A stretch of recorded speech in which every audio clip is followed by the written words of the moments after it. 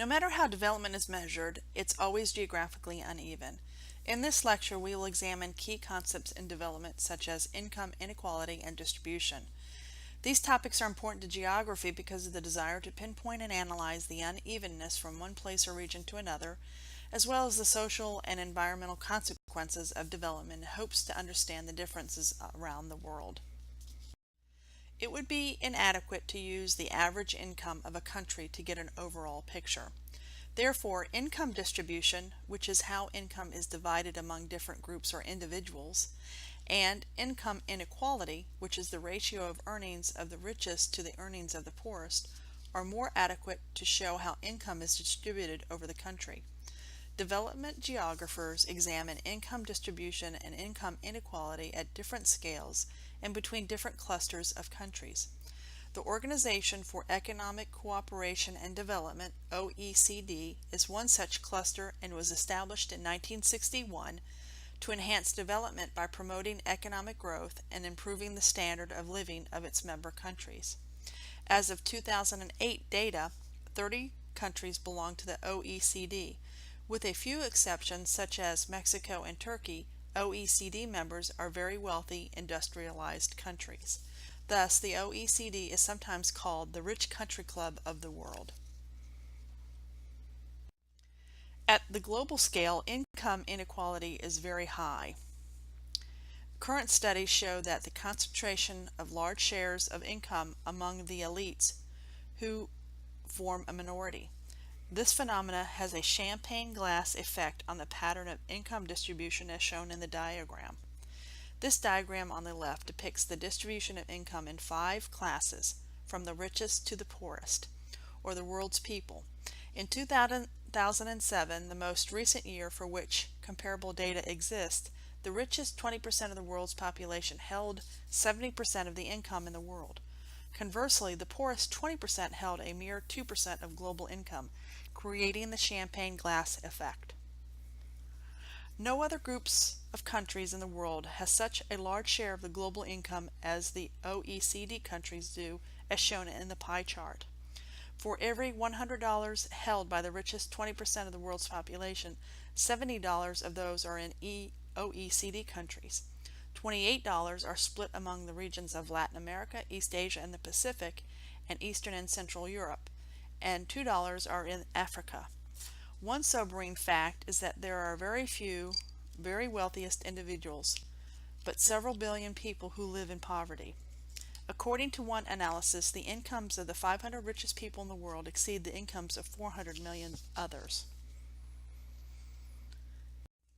One statistic that geographers use to measure income inequalities is the Gini coefficient. Values for the Gini coefficient range from 0 to 100. The closer to 0, the more equally income is distributed among the people. Conversely, the closer the number is to 100, the more unequally income is distributed. The lowest Gini coefficient recorded in the world are 24.7 for Denmark and 24.9 for Japan.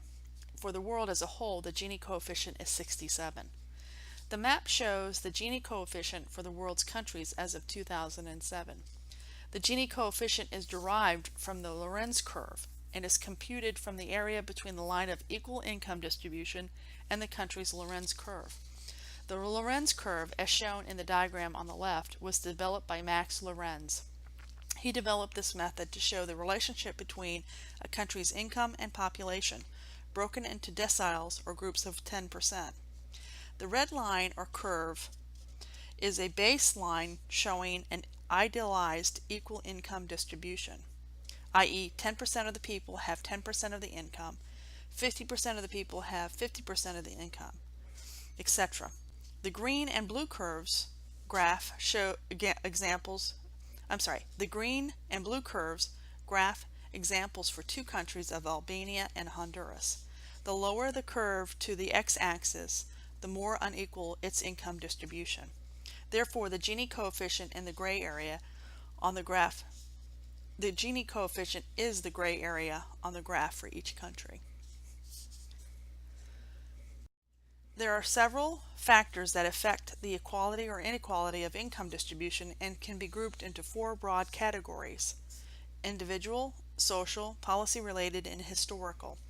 All of these factors can contribute to the circumstances that affect the ability of people to earn or to save money. Individual factors include the skills, abilities, and attitudes we possess about work and leisure. Social factors include the pressure to be successful in a society at large and the age of a country's workforce. Policy-related factors include taxation, international trade, labor, immigration, and education. Some scholars point to the decline in unionism as one factor associated with an increase in income inequality in the United States. And historical factors include events which have had a significant impact on the structure of a country's society and economy.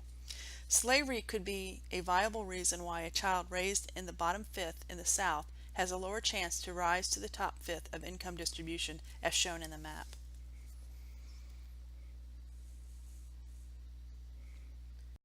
Globalization has brought about two schools of thought on how it has affected income inequality.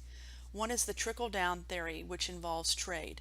Historically, as trade expanded, so did the convergence in incomes between countries. This happened especially between Europe and the United States in the late 19th century. Furthermore, it is believed that trade leads to specialization, increased competition, and rising prosperity. For these trickle-down effects to occur, barriers to trade needed to be removed. However, many believe that trickle-down policies don't accomplish what they set out to do. Unfortunately, in practice, much of the money remains at the top, as you can see in the line chart on the left, which shows U.S. income over the last 20 years. The other theory that globalization has brought is the theory of the widening gap between the rich and the poor. In this theory, globalization demands skilled workers and therefore places a premium on those with a college education or a graduate degree. Those with the degree have access to the jobs to get ahead, and therefore education makes the difference towards a level playing field. Lastly, the degree of income inequality in a country can have a number of serious consequences for development. First, income inequality is associated with higher incidence of poverty. Second, income inequality can escalate tensions between the rich and the poor, upsetting the political and social stability of a country. And third, when high income inequality coincides with unemployment, countries can't utilize valuable human resources for the betterment of the society and the economy. Please pause the video and answer the following. Describe what a Lorenz curve would look like for a country with a Gini coefficient of 25 and one with 75. Which one is closer to income quality?